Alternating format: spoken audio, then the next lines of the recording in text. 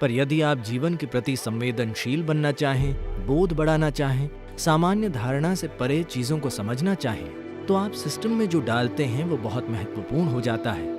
अगर हम ये देखें कि शरीर कैसे भोजन से सबसे ज्यादा खुश है, शरीर सबसे ज्यादा आराम में है, तो आप स्वाभाविक रूप से पाएंगे कि शाकाहारी या पौधों पर आधारित भोजन खाकर शरीर सबसे ज्यादा आराम में है।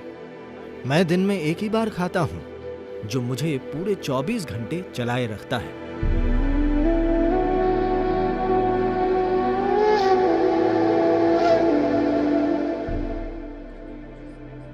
क्या आप मुझे समझा सकते हैं कि भारत में इतने सारे लोग शाकाहारी क्यों हैं? और दैनिक जीवन में भोजन और फलों का क्या महत्व है? अभी भारत की लगभग 38% आबादी शुद्ध शाकाहारी है, परंपरा की वजह से। ये ऐसा ही है। करीब 50 साल पहले लगभग 60% शाकाहारी थे, लेकिन पश्चिमी शिक्षा पाए डॉक्टर लोगों से कहते रहे हैं, अगर आप मांस नहीं खाएंगे तो आपको पोषण नहीं मिलेगा, आपको थोड़ा मांस खाना ही होगा। तो उस वजह से थोड़ा मांस खाया जाने लगा। पर फिर भी भारत में मांस खाना वैसा नहीं है जैसा ये पश्चिम में है। मांस केवल एक साइड डिश है। यहाँ तक कि मांसाहारी लोगों के लिए भी ये सिर्फ एक साइड डिश है। पर शाकाहार की वजह क्या है? देखिए, अगर आपका जिंदा रहना खतरे में है तो आपका पूरा जीवन उसे बचाने के बारे में होगा।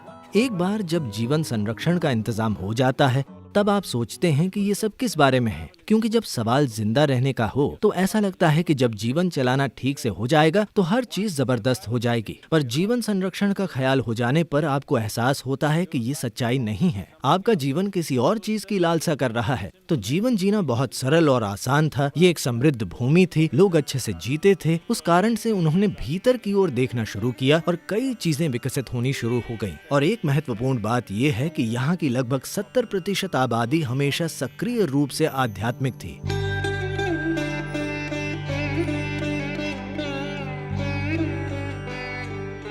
भीतर मुड़ना जीवन का एक महत्वपूर्ण हिस्सा था। इस वजह से जब वे भीतर की ओर मुड़े तो उन्हें एहसास हुआ कि वे जो खाते हैं उससे फर्क पड़ता है। यदि आप सिर्फ ताकतवर बनना चाहते हैं तो बहुत सारा मांस खाकर मांसपेशियां विकसित कर सकते हैं और एक दूसरे से लड़ सकते हैं। पर अगर आप ये देख रहे हैं कि जीवन के प्रति संवेदनशील कैसे बने, जिसे सामान्य बोध माना जाता है, उससे परे की चीजों का बोध कैसे करें, तब आप सिस्टम में जो खाना डालते हैं वो बहुत महत्वपूर्ण हो जाता है। तो वो कौन सा भोजन है जो सिस्टम से सबसे कम प्रतिरोध के साथ गुजरता है, यानी कम से कम संघर्ष के साथ गुजरता है?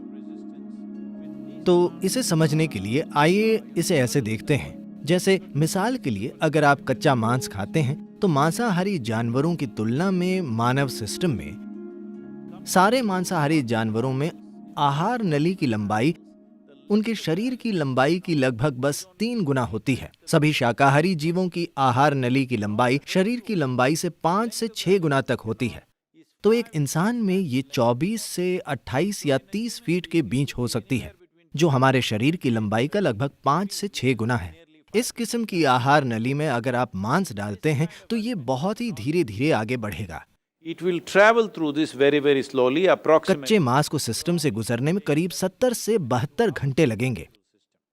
अगर आप पका हुआ मांस डालते हैं तो उसे सिस्टम से गुजरने में 50 से 52 घंटे लगेंगे। अगर आप पकी सब्जी वाला भोजन डालते हैं तो इसे सिस्टम से गुजरने में 24 से 30 घंटे के बीच लगेंगे। अगर आप सिस्टम में कच्ची सब्जियां डालते हैं तो उन्हें सिस्टम से गुजरने में 12 से 15 घंटे लगेंगे। अगर आप सिस्टम में फल डालते हैं तो उसे सिस्टम से गुजरने में 1.5 से 3 घंटे का समय लगेगा। तो हमने ये पहचानना शुरू किया कि वो कौन सा भोजन है जिससे शरीर में कम से कम मल बनता है, कम से कम अशुद्धियां बनती हैं और जो सिस्टम से बहुत शीघ्रता से गुजरता है। क्योंकि योग में ये एक महत्वपूर्ण चीज है। हम सब अभी भी इन चीजों का ख्याल रखते हैं कि अगर हम कुछ खाते हैं तो 2.5 घंटे में हमें भूख लगनी चाहिए, हमारा पेट खाली हो जाना चाहिए, पर हम खाते नहीं हैं। पेट खाली है पर हम ऊर्जावान हैं तो हम खाते नहीं हैं। तो आमतौर पर यहाँ योगा केंद्र में हर कोई सिर्फ 2 बार खाता है। पहला सुबह 10 बजे, दूसरा शाम को 7 बजे बस। मैं ज्यादातर दिनों में सिर्फ 1 बार खाता हूँ। अगर मैं यात्रा कर रहा हूँ तो शायद थोड़ा ज्यादा खाता हूँ, पर आमतौर पर घर पर मैं 1 ही बार खाता हूँ। सुबह या शाम में? तो वो एक भोजन आप कब करते हैं? आमतौर पर मैं शाम के 4:30 से 5 बजे खाता हूँ, जो मुझे पूरे 24 घंटे चालू रखता है।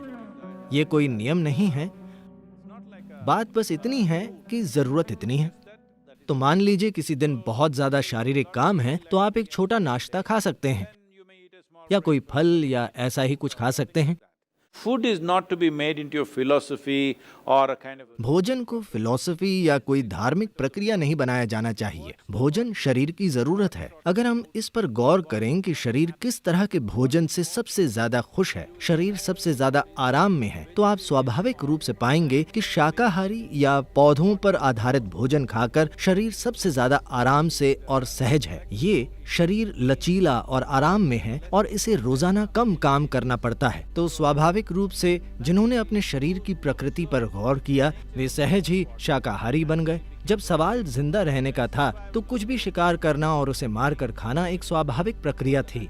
पर जब समाज बस गए तो वे जो चाहे उगा सकते थे, और फिर जैसे जैसे उन्होंने खुद पर ज्यादा से ज्यादा ध्यान दिया और जीवन बस किसी तरह जिंदा रहने के बारे में नहीं रहा, बल्कि अपने जीवन को बोध और अनुभव के ऊंचे स्तर तक उठाना बन गया, तब इंसान स्वाभाविक रूप से शाकाहारी बन गया। ये एक स्वाभाविक प्रक्रिया है, ऐसा हर जगह होना तय है।